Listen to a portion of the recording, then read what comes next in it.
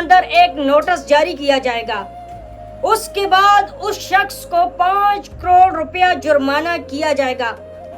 السلام علیکم ورحمۃ اللہ وبرکاتہ۔ ناظرین، قومی اسمبلی میں ٹیلی کام ترمیمی بل 2026 پیش کیا گیا ہے، جس کا خلاصہ یہ ہے کہ اگر ٹیلی کام کمپنیاں جہاں بھی چاہے وہ کسی کا گھر ہو، چاہے وہ کسی کی دکان ہو، یا چاہے وہ کسی کی کھیت کیوں نہ ہو، جس وقت بھی وہ چاہے وہاں پر وہ ٹاور لگا سکتی ہیں، وہاں سے تاریں گزار سکتی ہے۔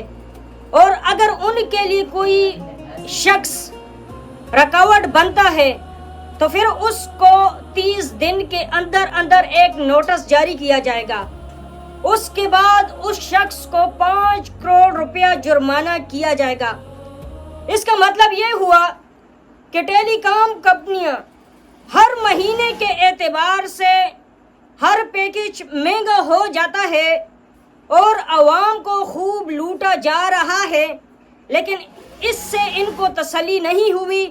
اب مزید جو عوام کی اپنی جائیدادیں ہیں، گھر ہیں یا زرعی زمینیں ہیں، ان کی وہ بھی لوٹنا چاہتا ہے، لہٰذا ہم اس کی مذمت کرتے ہیں۔